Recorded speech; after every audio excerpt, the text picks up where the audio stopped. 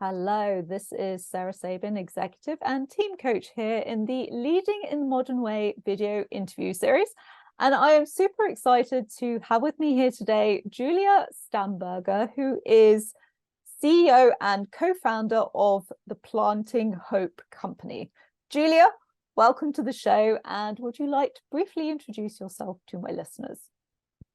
Sarah, thank you very much. I really appreciate the opportunity. Yep. I founded the Planting Hope Company in Chicago, Illinois in 2016, and our purpose is actually to figure out new ways to feed the world with foods that swap out and reimagine for the typical food in the largest categories that you eat every day. So the whole mission of what we're doing is, can we find more nutritious, more sustainable, and scalable ways to feed the world with crops that are really familiar, you eat every day, like sesame, peas, beans, and lentils, are very resource conservative and nutrition dense. So what we're doing at the Planting Hope Company is we're taking categories like milk and saying, okay, rather than dairy milk or almond milk, which is low, almond milk's very, very low in protein, it's effectively flavored water, we can have sesame milk, which is nutritionally equivalent to dairy, but doesn't have the issues around dairy intolerance and animal husbandry and the other things that are associated with dairy milk. It's an easy swap that is comparable nutrition using one of the most sustainable grains on earth.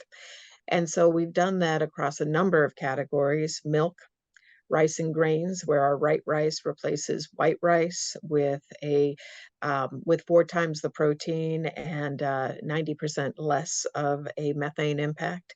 And then we've done it on the chips and snacks category as well. So that's our whole mission. Easy swaps that fit with what Gen Z is asking for. It's what Gen Alpha will grow up with and know as food.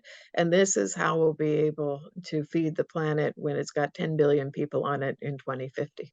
I love that. That really resonates with me. And also the focus on the nutrition part of it, because just because you are vegan, it doesn't mean that you're necessarily healthy, because you need to be even more conscious about getting certain vitamins and proteins, etc., that you don't get because you're not eating meat.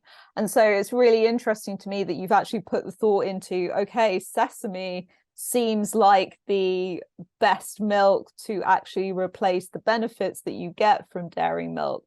So there's the sustainability element, but I also love that the nutrition element has been thought out as well. It has to be a combination of those items. First, it has to taste delicious. Anything we do has to taste delicious. My co-founders and I, we've been developing companies in the food industry for, depending on which of us, 20 years to 45 years. We've really, in the US, helped to shape the future of the natural and better for you products movement. But we know that the one undeniable rule around food is that people won't eat it, they won't swap to it, and they won't love it unless it tastes, as good as or better as what you're replacing. So that's always number one. And then number two is, yes, let's make it as nutrition dense as possible, because you were absolutely right about the concerns around switching to plant-based proteins versus animal proteins. The biggest difference is that animal proteins are all complete in terms of having a complete amino acid chain that represents all 9 essential amino acids in a balanced form. Most vegetarian proteins don't do that.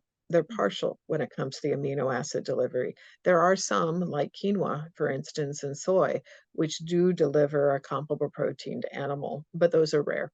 And in fact, with our right rice product, we actually developed something that imitates human behavior when it comes to eating vegetarian proteins.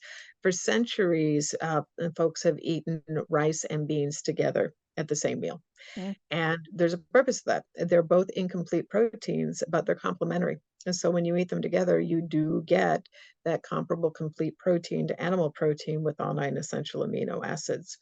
Our right rice actually takes a partial protein in rice and complements it with the proteins from lentils, peas, and chickpeas. And effectively, you're eating rice and beans in the same grain. And so you Mm, get 11 grams of complete protein instead of 3 grams of incomplete protein that you would with white rice. So we're taking, and it tastes delicious. Let me just say that. mm, So we're taking both things into account. But the next step is sustainability, and sustainability is on a couple of, we define that a couple of different ways. Sustainable in terms of, is this something that's positive agriculturally, and we can really continue to farm effectively with the resources that we have?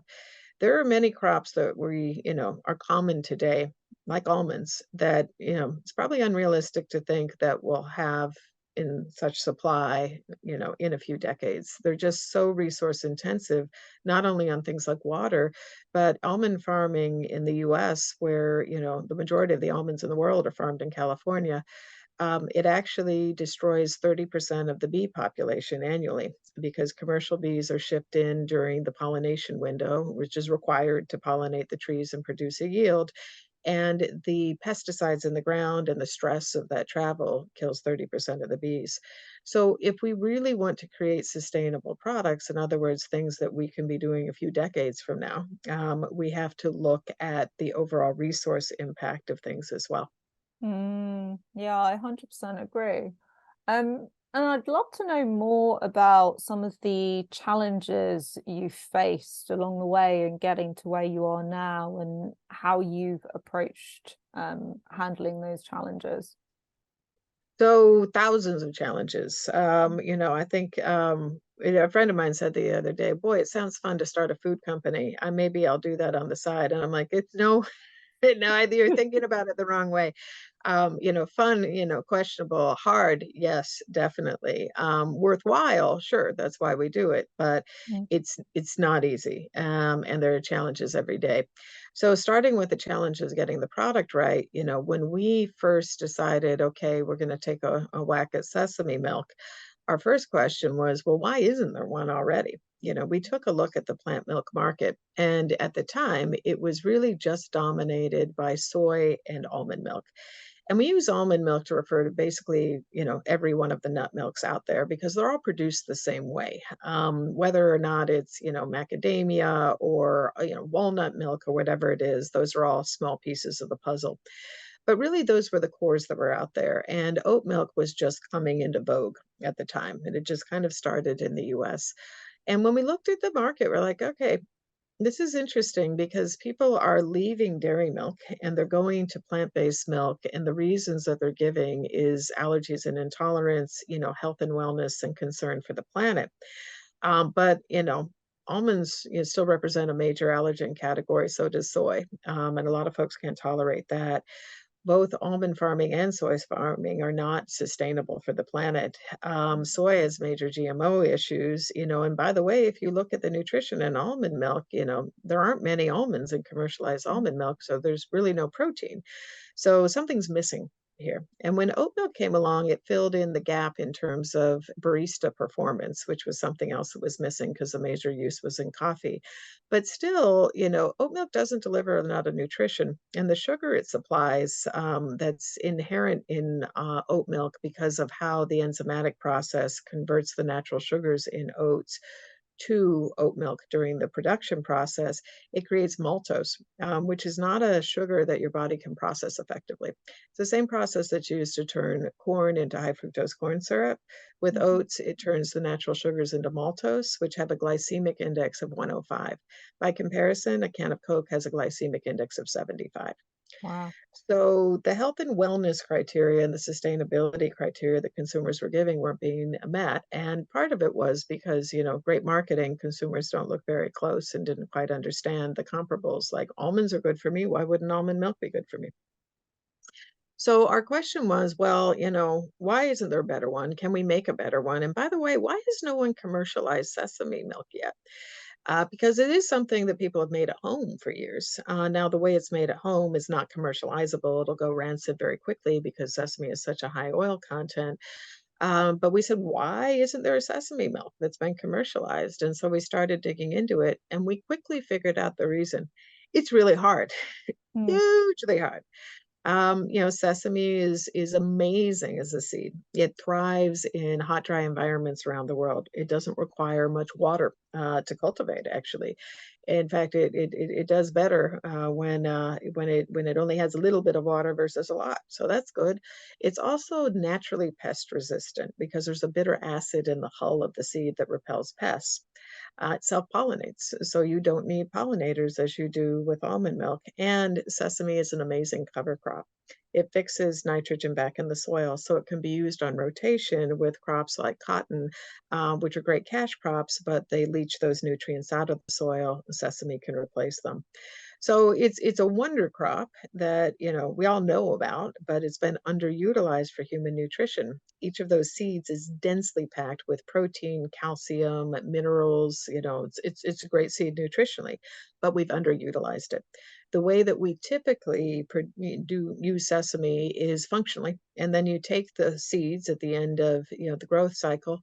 um, you harvest them, you press them for oil, and then the oil sold off as a commodity. Well, then you have this amazingly nutrition dense pulp that's left over. It took us years to figure this out, but the pulp is the key to being able to produce a good sesame milk. And that's where the nutrition is. And we've been using that for animal feed or throwing it away traditionally. Mhm.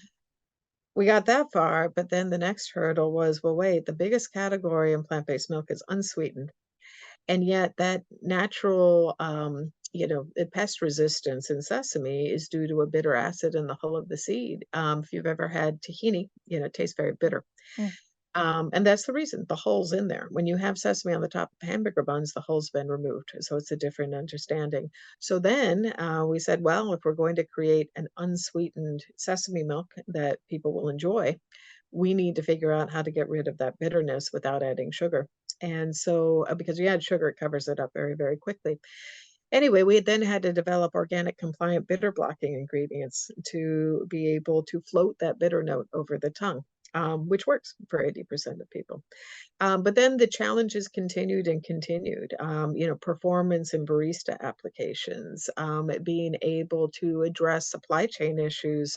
For instance, when the Ukraine was invaded, they're a major global supplier of sunflowers. We weren't buying our sunflower lecithin from the Ukraine, but folks started coming after our supply. So we had to pivot and figure out what else might work in replace of sunflower lecithin.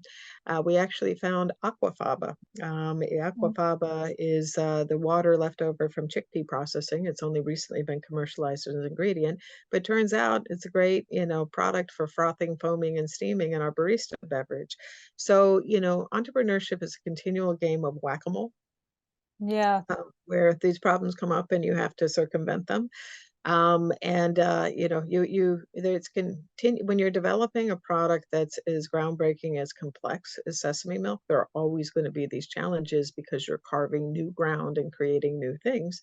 And then when you go to market it, people aren't familiar with it. You have to create a full awareness of an entire subcategory rather than just saying, hey, sesame milk exists and we have a new and improved version. So that's just a snapshot of some of the many challenges that we've encountered. But the what I tell aspiring entrepreneurs or folks who are in the thick of it is the only thing you can ever do wrong is stop, is give up, is stop trying. If you continue to remain in the thick and keep banging away at the problem, you'll find a path. Can't tell you what it is today, but you just have to keep going through it, and the path will be maybe nothing you ever anticipated, but it's there. Yeah, no, and that was a very good note to sum up what you said. I think, first of all, I just want to acknowledge, yes, for all entrepreneurs, the path is difficult. There will always be obstacles, new level, new devil, all those things. I think specifically based on what you said, re the challenges of the food industry and also innovating in that, bringing new things to the market that people aren't used to is is an additional layer of challenge, but it's really clear, what your mission is, so it makes sense to innovate in order to match that mission, to hit all of the things that you want to achieve, which is things that will be around in decades from now, that are nutritionally dense and that taste good as well. Yeah, it is a triple threat challenge. Now, the flip side is we pull it off, right? We've developed those products. They change the world, you know. 20 years ago, I developed the snack box concept in the US airline market, and it addressed their challenges with fresh food for sale and really changed that market. Well, one of the things that I innovated then was putting shelf-stable hummus on an airline. And literally, many folks, it was at United Airlines that I started this program and then took it everywhere, didn't know what hummus was yet. It wasn't commonly eaten in the US as an everyday item. They're like, "Well, people eat it? That's weird. Hummus on an airline. I don't know." 20 years later, it's on every airline. Mm, It's the most popular snack box, and I started a company which took those, to all of the other carriers in North America. Now we don't think about it. It's a normal thing.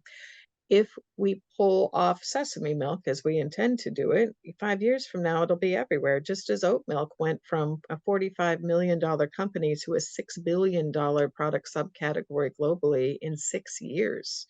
Yeah, that's how fast it can happen if you get it right.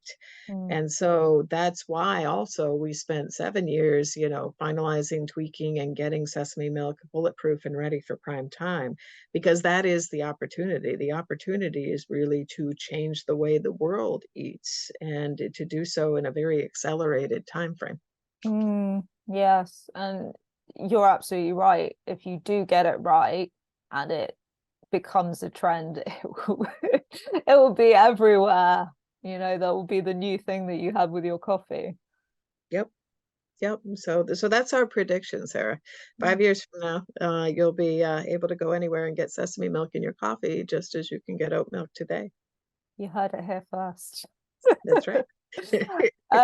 Julia, I'd love to know more about how you define strong leadership and how you see it impacting the growth of your business. So there are different levels and types of leadership. And one of them that I think is core to being successful, particularly with an early stage and emerging company, is setting the strategy and the strategic goals for the company so that everybody knows what they're building towards.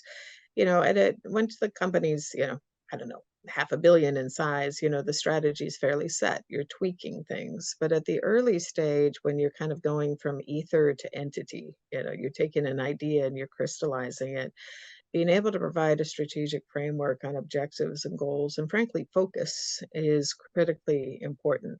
And it's across all areas, your own employees, investors that you're bringing to the table, vendors that are part of your supply chain, retailers, or, in our case, we do a lot with food service, your customers, communicating the strategy and developing that, and keeping it in pace with where the company is because it's dynamic and it changes on a continual basis. That's just the nature of a fast evolving company. It's critically important to be able to communicate and articulate that effectively and provide a framework that people can understand, get behind, and believe in. And it's not the easiest thing in the world to do, especially with things that continue to evolve. So I find that one of the principal roles of a CEO at our level is to be able to communicate effectively across all of these channels in terms of here's where we are, here's what we're doing, and here's what's next on the horizon, and organizing folks to follow you. It's a bit of a wartime general role, if you will. Mm, But then the next pieces of that are about people leadership and development and being able to show people a path, because you're always at an early stage company, providing an environment where there are lots of exciting growth opportunities and people can make a direct impact, but you work hard. There's, hard work, long hours, and you're in a situation where every employee in the company has such a critical role that, if they don't show up for work, stuff won't happen. It's not a, 10,000 person environment that, if you take sick leave for a week, everything will go on without you and you'll be just fine. mm, So that's another, important aspect of leadership, is to be able to keep everyone rowing in the same direction despite the challenges that you're facing every day. And it's not an environment for everyone. In fact, it's only an environment for a specific group of people that are so interested in building and creating something new that they're willing to work hard through the challenges. It takes a different breed of cat, so to speak. So, being able to kind of provide that environment for the right people, find the right people, bring them in, and grow in the right direction is a continual challenge. Another piece of advice that I typically share with entrepreneurs is that, there's the one thing that is the key role of the entrepreneur at every level is sales. It could be because you're selling all of the time. I'm selling our company to you right now in this interview. Anytime you talk to an investor or a supplier, you're selling. Anytime you try to recruit a new employee, you're selling. That's one piece. So, sales communication and being able to articulate what you're selling is really important. The other thing that entrepreneurs wrestle with daily is literally who to trust, where to place their bets, who to hire, which suppliers to use, what strategy to take, because, businesses are fragile and organic at an early stage. You make the wrong bet, it can set you back significantly as well. So being able to vet and validate that the places you're making bets are effective is really, really important. And I've seen things that had nothing to do with the product or the business or the opportunity absolutely cripple businesses, taking the wrong investors, hiring the wrong employees, and a combination of bad bets, can absolutely be critical. So we, as a management team and a leadership team, look very hard at whenever we do make a mistake, which we do, evaluating that mistake and saying, okay, let's just not make that one again, or let's get smarter in our mistakes. Let's get smarter in our choices. And, hey, here's a situation that if we think about it, actually looks like one that we encountered about 6 months ago. And we made a choice there that we weren't thrilled with. Let's remember that, look at this situation through that lens and make a different choice. So that's also a continual kind of learning, process, an evolving process, but it is critical to getting the leadership of the business right. Hmm. Yeah, so many good points raised there. And, the sales point, we don't always hear coming from the CEO, co-founder, founder. It's absolutely the skill that you need to master. It's not good enough to say, okay, well, I have a sales to go forth. If you, as the CEO of the business, cannot sell what you're doing, and you're right, it's not just selling in the sense of selling, it's investors, employees, because you're selling to them a mission, you're selling to them a career path, you're selling to them a way of life. If you can't do that and you can't be the model for the rest of the team, then that does impact how fast the business can grow. And if I summarize everything you said, it's being clear on strategy, being clear on communicating that, and the people, leadership, and growth part, and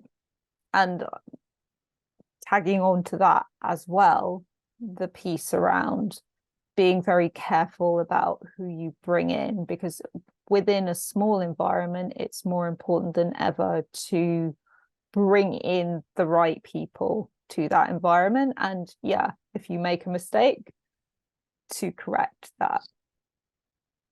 And correct it fast. I mean, there's a truism that the mistake that folks often make is to hire quickly and take a long time to change their mind and fire somebody if they're not working out. And that sounds like it's just directly about employees, but it's about any relationship. It could be a contractor, it could be a supplier, et cetera.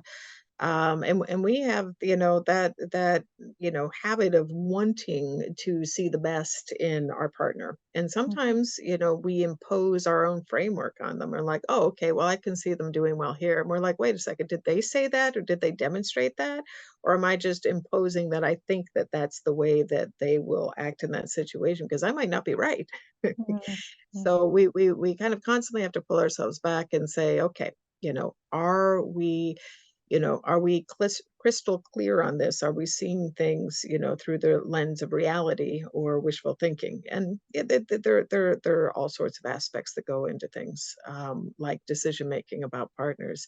But certainly that's one where I think that we've stubbed our toe the most is wanting to see how we can make something work versus looking it straight in the face and saying, this is not going to work. We need to cut bait now and find something else.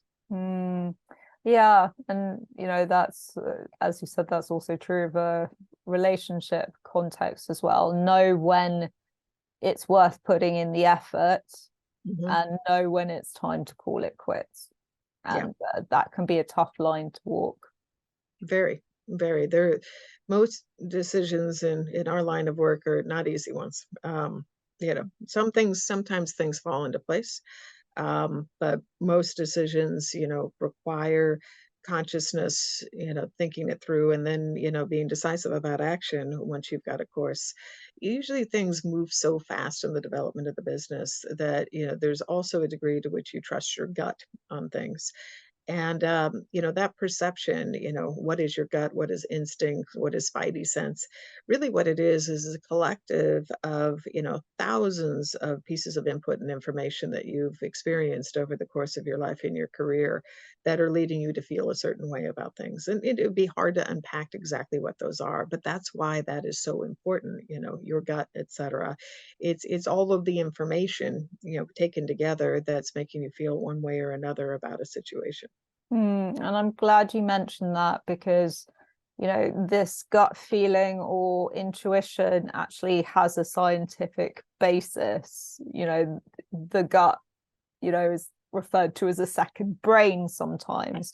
And that's not to say it replaces the rational mind processing, but it's a hell of a lot easier if you start from a premise of, I have a bad feeling about this, let's discount it, rather than going through a long drawn out process where I overanalyze it to come to a decision.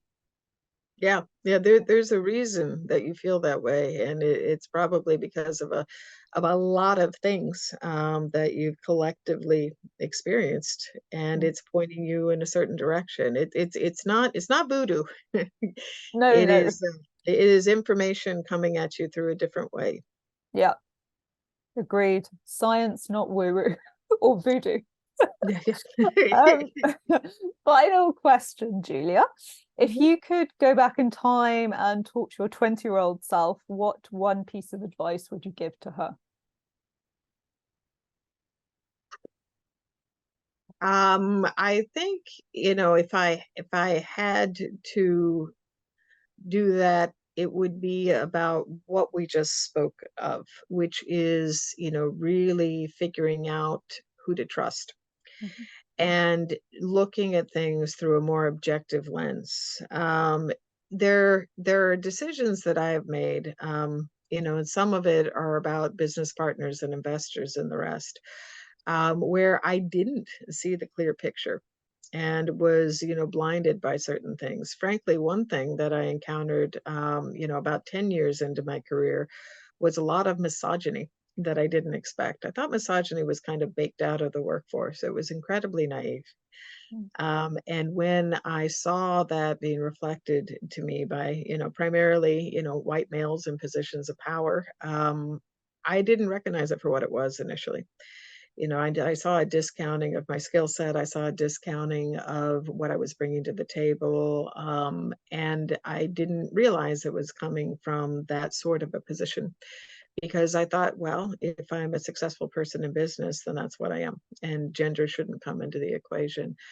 And it's unfortunate, but the reality is that gender bias is alive and as well as discrimination on other levels, whether those be, cultural or racial or whatever it might be. And as you're developing a business, there's also, a lot of money involved, and it's typically not in the hands of the people that share that same, that are part of that same collective. So I think what I would have let my 20-year-old self know is not to be naive to things like that and make sure that that was all part of the lens that I took on going forward.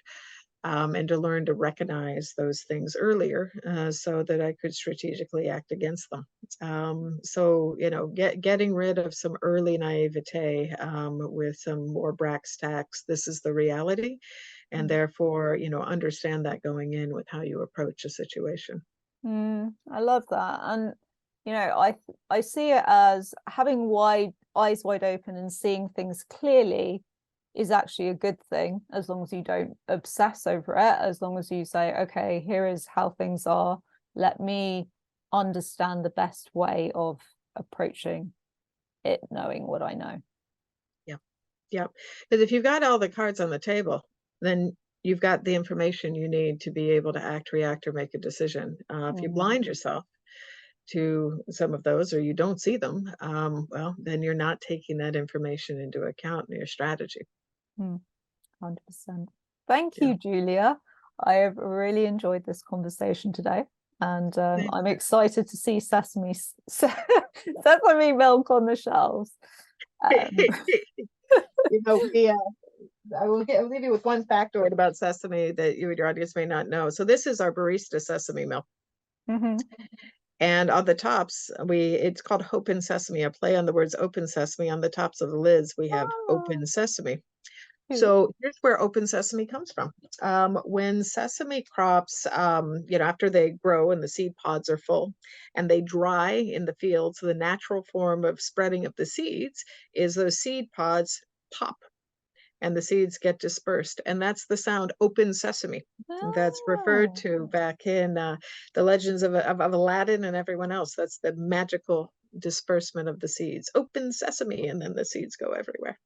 there you go. I have learned something new today. I hope you've learned quite a lot of new things today. If you would like to take part in the Leading in a Modern Way video interview series, please do reach out to me. Take care and bye for now.